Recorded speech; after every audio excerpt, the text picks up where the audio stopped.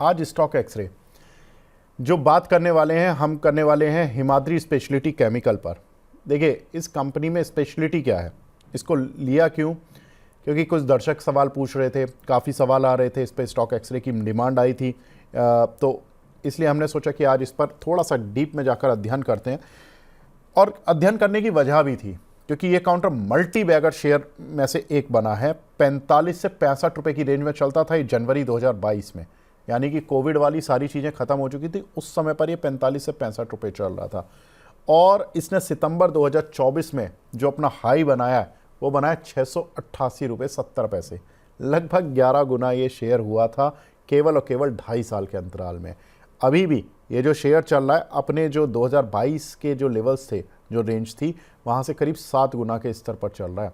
तो ये एक बहुत इंपॉर्टेंट चीज़ थी जो इस कंपनी के साथ हुई। ये क्यों चला था शेयर, ऐसा क्या हो गया था कंपनी में कि ये शेयर इतना तेज़ी से चल गया? देखिए, शेयर दौड़ने की वजह थी, शेयर दौड़, पहले आप देखो 45 से 65 रुपये की रेंज थी, हाई लगा सितंबर 2024 में 688 रुपये 70 पैसे का, और 2.5 साल में ये शेयर 11 गुना, अभी भी 2022 के स्तर से 7 गुना। अब क्यों दौड़ा शेयर उस पूरे पीरियड में 2024 तक, और फिर अभी भी क्यों ये स्ट्रेंथ में है? इसका जो प्रॉफिट था FY22 तक वो था 39 करोड़ महज, और फिर अचानक से टर्न अराउंड हुआ। FY23 में प्रॉफिट हो गया 216 करोड़, FY24 में प्रॉफिट हो गया 411 करोड़, और FY25 यानी कि लास्ट ईयर इनका जो प्रॉफिट हुआ 555 करोड़। अब सोचो आप 3 साल में जिस कंपनी का प्रॉफिट 39 करोड़ से बढ़कर 555 करोड़ हो जाता है, तो ऐसा नहीं कि कंपनी ने केवल शेयर ने ही ग्रोथ दिखाई, प्रॉफिट भी उसी स्पीड से चला, और प्रॉफिट के साथ साथ रेवेन्यू भी लगभग पिछले 3 साल में डबल हो गया। अब क्या है, अब कैसे नतीजे आ रहे हैं, क्या हो रहा है इस काउंटर में? नतीजे देखिए इस बार के अच्छे आए हैं नतीजे भी। Q3 नतीजों में ग्रोथ दिखी है कंपनी के। अगर आप देखोगे तो रेवेन्यूज़ में करीब 4% का जंप देखने के लिए मिला, और प्रॉफिट में करीब 36% का जंप देखने के लिए मिला। तो बेहतरीन इसके नतीजे देखने के लिए मिले हैं, जहां पर कि हमने देखा कि रेवेन्यू 1183 करोड़ आया, 1140 करोड़ से बढ़कर, जो कि 4% अप है, और प्रॉफिट आया 192 करोड़ 141 करोड़ से बढ़कर, जो कि 36% अप है। तो ये एक नतीजों की कहानी रही। इसके कुछ और ट्रिगर्स की बात करता हूँ, भविष्य के ट्रिगर्स, और फिर वैल्यूएशंस की बात करता हूँ। भविष्य के ट्रिगर्स देखिए, पिछली 4 तिमाही से एफआईज इस शेयर को खरीद रहे हैं, और एफआईज ने हिस्सा करीब 5.15% से बढ़ाकर अपना 5.75% कर लिया। तो एक अच्छा खासा, हर क्वार्टर में वो अपनी जो होल्डिंग है वो उसको बढ़ाते जा रहे हैं। कार्बन ब्लैक कैपेसिटी कंपनी ने अपनी बढ़ा ली है। दिसंबर 2025 में इन्होंने अपना ट्रायल रन पूरा किया, जिसमें इनकी जो कैपेसिटी है वो 70,000 टन से बढ़कर करीब 1,30,000 टन हो गई है। प्लांट, जिस प्लांट पर ये कार्बन ब्लैक की क्षमता बढ़ाई है, वहाँ पर अभी भी सरप्लस लैंड पड़ी हुई है। कंपनी कह रही है कि हम वहाँ पर अभी और भी कभी भविष्य में ज़रूरत पड़ेगी तो और बढ़ा सकते हैं अपनी कैपेसिटी, कोई दिक्कत नहीं है। कंपनी के साथ एक और बिजनेस सेगमेंट जुड़ा हुआ है जिसमें नंबर 1 है इंडिया की, कोल तार। कोल तार में ये नंबर 1 है इंडिया की कंपनी, और इन्होंने नवंबर महीने में 3600 टन का अपना पहला शिपमेंट मिडिल ईस्ट रीजन में भेजा है, एक्सपोर्ट किया है। अब वहाँ से अगर इनको अच्छे ऑर्डर्स आगे भविष्य में मिलते हैं तो ये कंपनी पर नज़र रखनी होगी।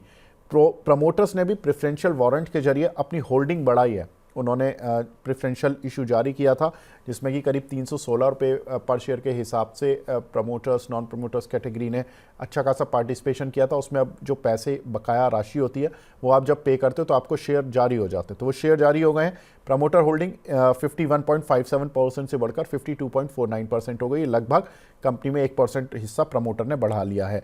कंपनी के क्लाइंट्स देखोगे तो CEAT, Apollo tyres, MRF, Pidilite, NALCO, और बहुत सारे बड़े बड़े क्लाइंट है, वेदांता जैसे क्लाइंट है इनके, क्योंकि इनके अलग अलग सेगमेंट हैं। एक स्पेशलिटी केमिकल है, एक कोल तार वाला बिजनेस है, एक कार्बन ब्लैक वाला बिजनेस है। तो कार्बन ब्लैक वाली जो कंपनियां होती हैं, जो टायर कंपनियां होती हैं, वो इनकी ग्राहक बनती हैं।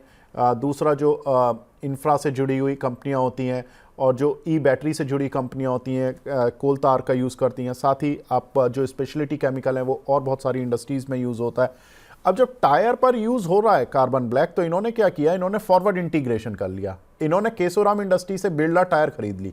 अब बिरला टायर का अधिग्रहण पूरा हो गया और उस पर भी अगले साल तक जो कमर्शियल व्हीकल और जो दूसरे टायर्स की कैटेगरी है उसमें ये कैपेसिटी अपना पूरा करके बढ़िया बढ़ा के और वहाँ पर भी अब अलग सेगमेंट अपना आगे बढ़ाएंगे। अब ये देखना होगा कि कंपनी कितना इस पूरे सेगमेंट को चमका पाती है। इनके एक बार Q3 नतीजे भी देख लेते हैं और वैल्यूएशंस देख लेते हैं। पहले वैल्यूएशंस की बात करें तो कंपनी की ट्रेलिंग 12 मंथ ईपीएस करीब ₹14.25 है, पी मल्टीपल करीब 31.7 का है। लेकिन अब जो एक्सपेंशन पूरे हुए हैं कार्बन ब्लैक के और कोल तार वाला जो शिपमेंट गया है, साथ ही बिरला टायर का जो एक्सपेंशन हो भी रहा है और जो एक्विजिशन हुआ है उसका जो इम्पैक्ट होगा वो अब यहाँ से फोर्थ क्वार्टर से साथ ही नेक्स्ट फाइनेंशियल ईयर से दिखना शुरू हो जाएगा। एक बार इनके रिजल्ट्स पर एक बार फटाफट से नजर डाल लेते हैं Q3 में कैसे नतीजे रहे। तो रेवेन्यू ग्रोथ 4% और प्रॉफिट ग्रोथ करीब 36% रही है। प्रदीप भाई, आपने पूरी कहानी सुनी, हिस्ट्री से लेके भविष्य तक की, अगले 2 साल तक की, FY27 तक की। शेयर चला है, इसमें कोई डाउट नहीं है, लेकिन विद रिजल्ट्स चला है। रिजल्ट में प्रॉफिट भी उतनी ही तेजी से बढ़ा है। आपको क्या लगता है सर, आप कितना कन्विंस हो आगे की जर्नी के लेकर, इसमें पॉजिटिव या नेगेटिव कैसे देख रहे हो सर इस काउंटर को? डेफिनेटली विवेक सर, आपने बहुत ही अच्छे से एक्सप्लेन ऑलरेडी कर दिया है fundamental all things and technically. देखिए, मुझे लगता है कि जिस तरीके से रैली आया था और फिर से कंसोलिडेशन के अंदर ना अभी फंसा हुआ है, तो मैं भी मेरे तरफ से बाई कॉल रहेगा। लेकिन एक कंडीशन है, उसमें कंडीशन यही है कि एक बार 515 पास चाहिए। अगर 515 इसके ऊपर क्लोजिंग आता है, सेकंड जो टारगेट होगा ना आपका वो रहेगा 595 एंड सेकंड टारगेट ऑलमोस्ट 680। तो पहला टारगेट रहेगा, कंडीशन नहीं है कि 515 के ऊपर मुझे क्लोजिंग चाहिए। टारगेट रहेगा ऑलमोस्ट 595, सेकंड टारगेट 680 तक ऑल टाइम हाई पे आपको जाने के लिए रेडी हो रहा है। और इस केस में स्टॉप लॉस आपको 457 के आसपास मेंटेन करना है। तो फिर स्टॉप लॉस हो जाएगा मोटा मोटा आफ्टर बाइंग एक्टिवेट होने के बाद ऑलमोस्ट 12%। और टारगेट में दे रहा हूं आपको मोटा मोटा 32%, 35% एंड अबव जाने के लिए रेडी हो रहा है। मतलब लॉस होने में आपको 11-12% ही लॉस होंगे और प्रॉफिट होने में आपको 30% से ज्यादा आपको मुनाफा होगा। लेकिन कंडीशन वही है, आपको 515 के ऊपर लेना है। क्योंकि ये भी कंडीशन मैं क्यों दे रहा हूँ, क्योंकि लगातार ना स्टॉक एक कंडीशन चलने के बाद हमने देखा कंसोलिडेशन रेंज के अंदर फंसा हुआ है। ऑलमोस्ट 10 फरवरी 2025 से स्टॉक नहीं चल रहा है। तो जब तक ये मोमेंटम नहीं आएगा ना, तो इसमें एक तरफा रैली पॉसिबल नहीं होगा। तो मैं ये चाहता हूं, आपका फंडामेंटल जो आपने बताया, मैं ऑल चीजों के साथ एग्री कर रहा हूं। लेकिन एक बार ना 515 के ऊपर क्लोजिंग चाहिए। 515 के ऊपर क्लोजिंग होने पे मुझे लगता है कि 515 के बाद भी 30% एंड अबव स्टॉक ऊपर जाने के लिए रेडी हो सकता है। मतलब 515 के ऊपर आप क्या टारगेट दे रहे हो सर? ऑलमोस्ट 680 का फाइनल टारगेट, 680 प्लस आपको टारगेट मिलेंगे। उसमें पहला टारगेट आएगा 595, सेकंड टारगेट आपको 680 तक आते हुए दिखाई देंगे। 457 का आपको स्टॉप लॉस मेंटेन करना है। 457 का, यानी कि अभी जहां चल रहा है ये वहां पर ही लगभग स्टॉप लॉस लगाना है उस समय पर जब ये ₹515 पार कर जाएगा। ठीक जी है, जी। बिल्कुल ठीक है। अच्छा सर, एक चीज़ बताइए, अगर ये कंडीशन पूरी नहीं होती है फिलहाल में, ठीक है, मैं कहता हूँ कि 515 के ऊपर ये नहीं आ पा रहा है फिलहाल में, और क्योंकि मिड कैप स्मॉल कैप में थोड़ा सा प्रॉब्लम चल रहा है, नीचे आ जाता है, थोड़ा बहुत नीचे मिल जाता है आपको नीचे में, क्योंकि अभी तो आपका जो स्टॉप लॉस है वो तो एक्टिविटी कॉल तब होगी जब 515 के ऊपर जाएगा। मैं ये दूसरा क्वेश्चन पूछ रहा हूँ, अगर ये थोड़ा नीचे आ जाता है मिड कैप स्मॉल कैप के कार्निश के चक्कर में, तो कहाँ पर है कि जहाँ पर कि आपको डर लगना बंद हो जाएगा कि कोई स्टॉप लॉस और थोड़ा डीपर छोटा मोटा ले लें और वहाँ पर कंफर्ट है, थोड़ा और ज़्यादा कंफर्ट है? ऑब्वियसली देखिए, एक तो ब्रेकआउट इन्वेस्टिंग कर सकता है, अदरवाइज वैल्यू इन्वेस्टिंग। और उस टाइम पे मुझे लगता है कि एक बार 395 380 पे मैं करना पसंद करूंगा। ठीक है। 395 385 380 इस रेंज पे मुझे बाई करना है। उस केस में स्टॉप लॉस भी आपका बहुत ही छोटा हो जाएगा, ऑलमोस्ट 325 के आसपास आपका स्टॉप लॉस होगा। तो 385 से लेके 380 390 कभी मोटा मोटा मोटा 400 के नीचे मिलने पे ना आप बाइंग स्टार्ट कर दीजिए। 385 380 390 पे आप बाई कर लीजिए।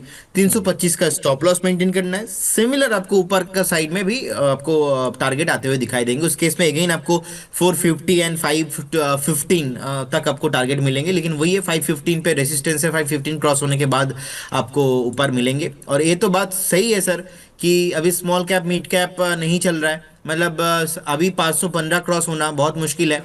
और इसीलिए आपको दो तरह का इन्वेस्टिंग होगा। एक तो आप नीचे खरीद लीजिए जहाँ पे रिस्क टू रेशियो बहुत फेवरेबल है, अदरवाइज आप ब्रेकआउट के बाद फ्रेश मोमेंटम में खरीदिए। अब मैं आपको इसलिए बताया था कि ऊपर खरीदना है क्योंकि ऑलरेडी स्टॉक चला हुआ है, चलने के बाद स्टॉक अभी कंसोलिडेशन पे है, तो नीचे खरीदने में भी थोड़ा डर लगता है कि फिर से कंसोलिडेशन में ही ना फंसे रहे। तो इसीलिए अगर ये ब्रेकआउट पे खरीदेंगे हम, तो फिर से ना एक कॉन्फिडेंट आ जाएगा। जिस तरीके का फंडामेंटल आपने बताया और मैंने भी अभी देख लिया है, मुझे लगता है कि नेक्स्ट आपको ऑल टाइम हाई आपको मिलेंगे। तो दो कंडीशन है जहां पे भी कंफर्टेबल मिलता है, मुझे लगता है कि इन्वेस्टर्स को डेफिनेटली आपको बाय करना चाहिए। बिल्कुल ठीक है।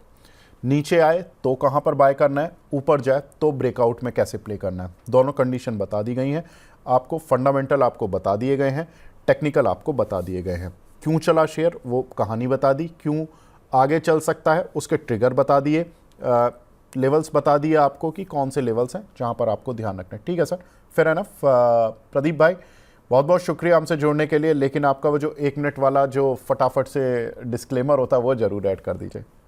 इन्वेस्टमेंट सिक्योरिटीज मार्केट है सब्जेक्ट टू मार्केट रिस्क। जितने भी स्टॉक्स को लेके मैंने बात किया, कोई भी स्टॉक्स या इंडेक्स में हमारा कुछ भी पोजीशन नहीं होता है, नो कॉन्फ्लिक्ट ऑफ इंटरेस्ट। ऐसा ही राय हम क्लाइंटों को भी देते हैं। हो सकता है कुछ कॉल क्लाइंटों के पास हो, हमारे पास नहीं है। एंड जब भी आप इन्वेस्टमेंट कीजिए, काइंडली आपका जो पर्सनल फाइनेंशियल एडवाइजर है उनसे जरूर सलाह लीजिए, उसके बाद ही इन्वेस्टमेंट कीजिए। स्टॉक मार्केट पे कुछ भी गारंटी नहीं होता है, एक बार खुद से जरूर इन्वेस्ट स्टडी करके इन्वेस्टमेंट कीजिए। बहुत बहुत धन्यवाद विवेक सर आपको एंड मनी नाइन्स के सारे व्यूअर्स को।